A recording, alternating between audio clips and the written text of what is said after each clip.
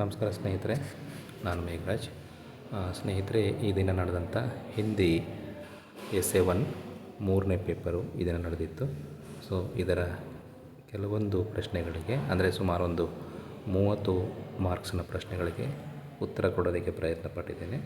So ಮೊದಲನೇ main ಬಂದು first ಒನ್ಗೆ ಆಪ್ಷನ್ ಬಿ ಸರಿ, second one option C, third one option D, fourth one option A, fifth one option C, sixth one option A, seventh option B, eighth one option C. So ಇಷ್ಟು ಮಾಡಿದರೆ 8 marks ಸಿಗುತ್ತೆ.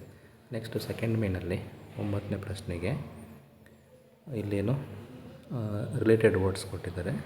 So ಇಲ್ಲಿ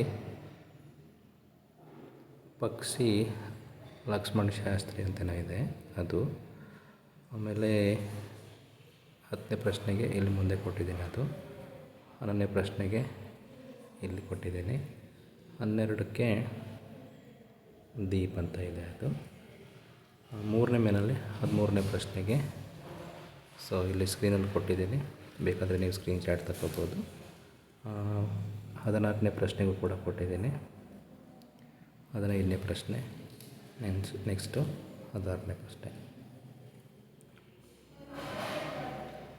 next question number 35ಕ್ಕೆ ಮುಖಿಯ ಮುಖ ಸೆ ಚಾಹಿಯೆ ಕಾನ್ PAN K ಏಕ್.